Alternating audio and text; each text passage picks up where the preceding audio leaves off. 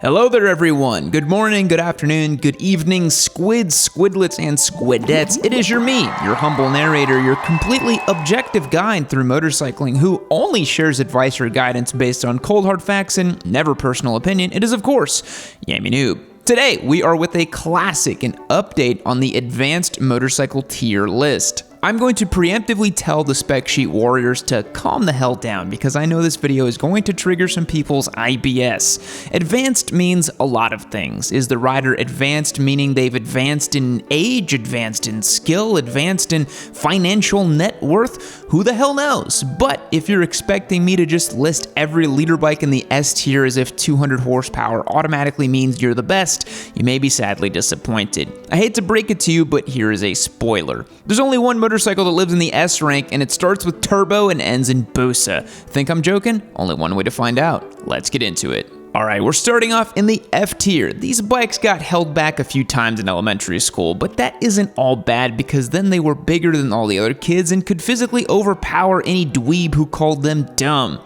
The F tier is just like why category. They're bikes that are priced for an advanced rider but offer nothing appealing in terms of performance, value, or experience. So, time to hurt some feelings. The F tier is exclusively home to the super high-end Harley-Davidson baggers like the Ultra Limited or CVO Road Glide. These bikes are advanced, meaning they're catered towards people that are committed to motorcycling and are established enough to pay 30 to 50 grand on a motorcycle that kinda stinks. The CVO Road Glide is an advanced motorcycle because it is marketed towards riders who have reached an advanced stage of dementia. The F tier was hard because you assume advanced motorcycles are generally pretty good, so I had to think about just the worst way to spend money on a motorcycle. So the Harley-Davidson Ultra Limited, the Harley-Davidson CVO Road Glide, or really any Harley-Davidson that normal people like you or I cannot fathom purchasing means it's an F tier. Can you tell we don't really care about working with them? Now, first up in the E tier, we have the BMW R1250 GS. You might say, don't you think that's a little harsh, Yam? Yeah, it might be a little harsh, but it's also funny.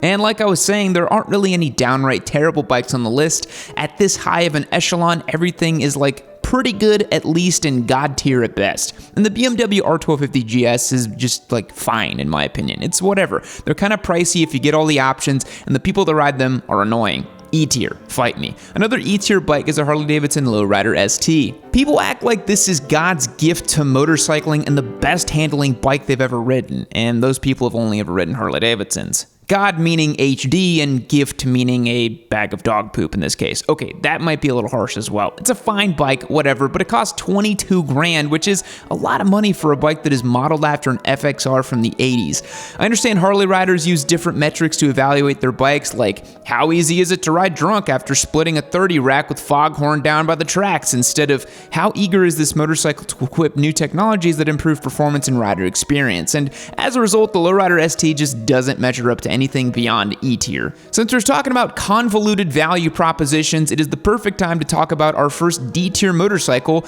the Honda CBR 1000RR SP Fireblade. The spec sheet guys were in the first two tiers like, oh yeah, I feel you on those. Those bikes suck. And now that I said Fireblade, they are raging hard. The Fireblade is super cool. We had one as a giveaway bike back in 2021. It is amazing. It's a really cool, super fast, handle great, all that stuff. But it's also crazy expensive, costing about 30 grand.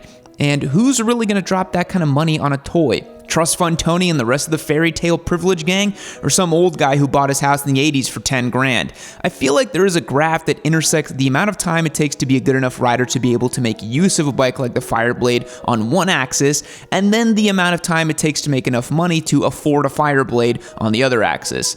And the two axes never cross. They just run parallel to one another in a way that screams, this is not a good financial decision, which intersects with the third axis, which is people taking out 26% loans to buy these bikes when they're 23 years old and spend $6,000 a year on insurance. All to say though, I'd rather spend 30 G's on a Fireblade than 30 G's on a Harley. Before we get too far into the video today, I wanted to take a minute to shout out the sponsor of today's video, Revit. That's right boys, Revit makes some super awesome motorcycle gear and we are stoked for them to sponsor the channel. I've used Revit gear for years and truly believe they occupy the optimal space of being accessibly priced but also packed with features. I like Revit so much I needed to get their products for our store at yaminoob.co. That's right, we are a distributor for them boys, moving on up in the world. We've got Revit boots, Revit Revit jackets, Revit riding pants. We've got so much Revit, I just have to tell you all about it. If you like what we do on the channel and want to keep this all going, show Revit some love and snag their gear at yammynoob.co. Better yet, become a member and save 10% off of your Revit gear as well. Thanks so much for the support, Revit. We truly do appreciate it. Now back to the video. The next D-list advanced bikes are the Ducati Panigale V4S and the Street Fighter V4S. And it did hurt me a little bit to put these on the D tier for the advanced motorcycles list because, well, I just recently said that the Street Fighter V4S was my favorite naked bike of all time, but these bikes are super awesome. I love me a spicy Ducati V4, maybe with a little bit of garlic bread on the side, a full-bodied red wine, Godfather 2 on the TV, all while sitting on a throne that's made entirely out of gold. So while these bikes are really cool, there are also many motorcycles before you should get to a V4S. And unless you run a motorcycle YouTube channel, there are only so many reasons you'll ever need to own a $30,000 Ducati. Like, you're gonna take your $32,000 Panigale V4S on track? Really? You sure about that? You must either be incredibly financially endowed or a complete and total masochist. For the real-life motorcyclists, those top-tier Ducatis find themselves in the D tier. Sorry, not sorry.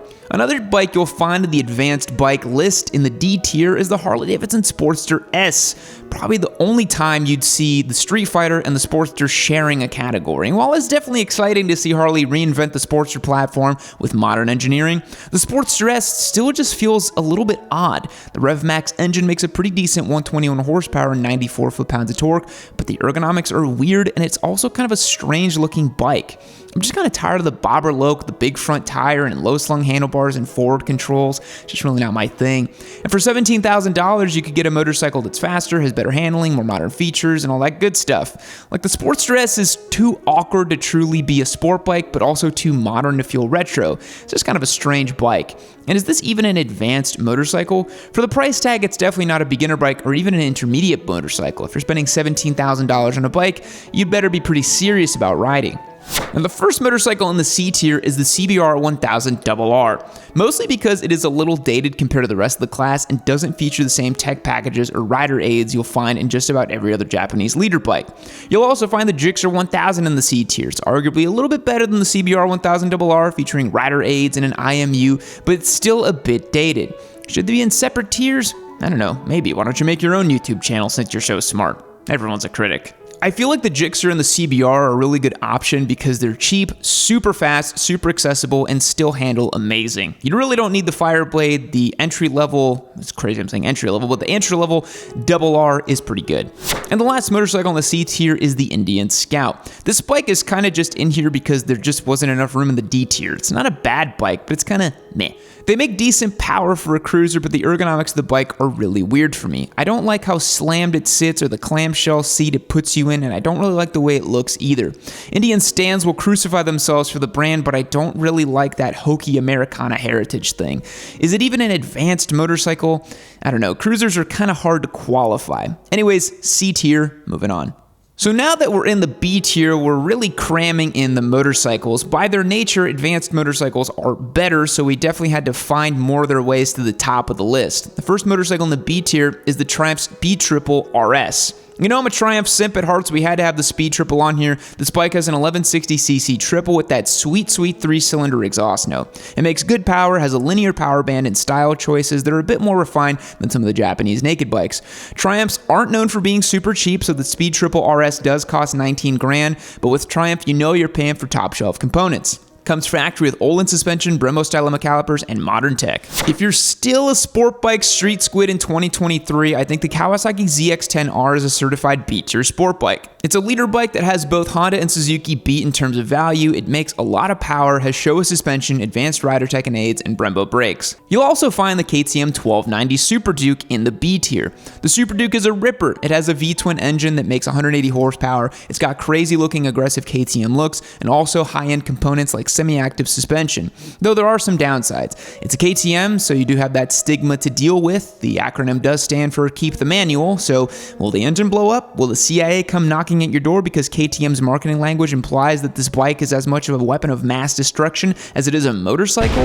And if you're that much of a nerd as you are an unhinged KTM simp, there is the KTM 1290 Adventure, so you can do wheelies and also go to Starbucks or Topgolf or whatever it is that ADV dads do. And while all of the Harley-Davidsons have been pretty pretty low on the list today, we do have the Pan America in the B tier. The Pan Am's actually a pretty sweet motorcycle. It's an adventure bike that isn't afraid to chop it up off-road. The Pan Am has good features, good power, and costs less than half the price of a CVO Road Glide.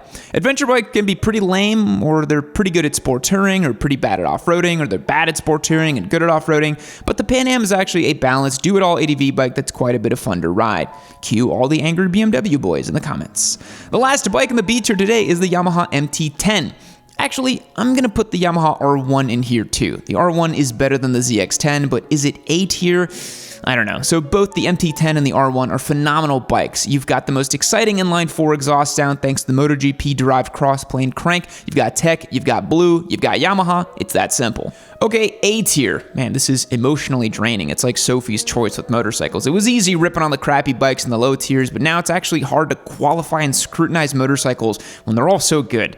But the first bike in the A tier today is the Aprilia RS-V4. This motorcycle has a wicked V4 engine that makes 217 horsepower. The bike handles super well. It has the exotic appeal that Euro boys love, but somehow manages to instill more confidence than a Ducati and is certainly more exciting than an S1000RR.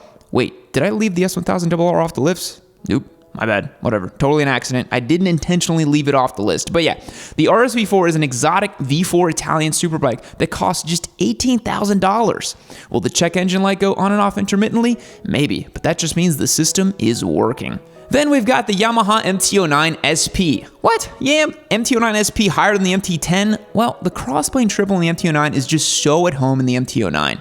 Arguably more so than the 4-cylinder. Plus, the MT-09 SP is practically the most bang for buck you can get in any motorcycle. Sure, it only makes 117 horsepower and 69 foot-pounds of torque. Does that mean it's not advanced enough? Is this just a middleweight naked bike? I think it's really in the perfect spot for street use. It's the type of bike where you can just about make use of the entire engine and not die. And the improved handling on the SP just truly makes it a great street bike.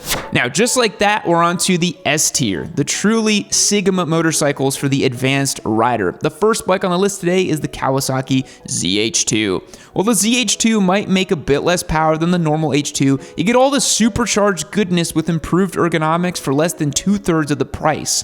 The H2 as a naked bike with a supercharger that costs less than 20 grand. You really can't beat that. If you're more on the sport touring lifestyle, there's also the H2 SX. Even touring dads need a little supercharger love every once in a while. Another S-tier advanced bike is the Honda Goldwing. Nothing says advanced rider like traveling the world on the back of the best touring motorcycle ever invented by humans.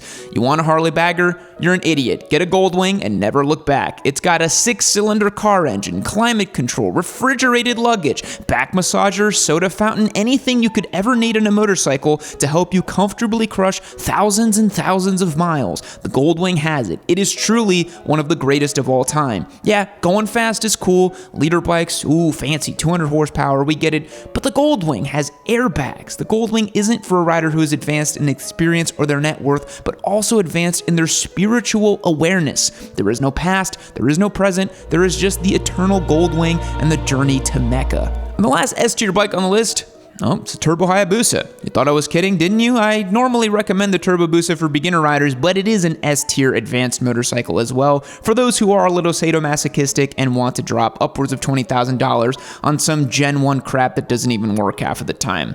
Yeah, I said it, because it's true.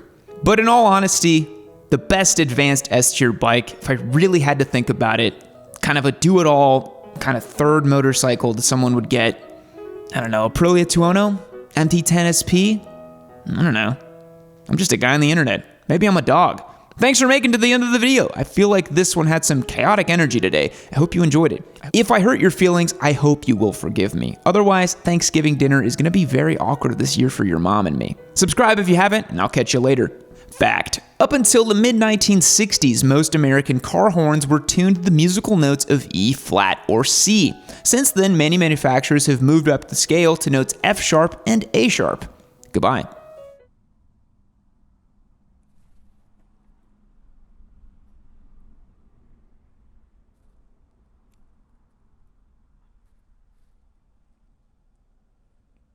Keep watching Amy Noob!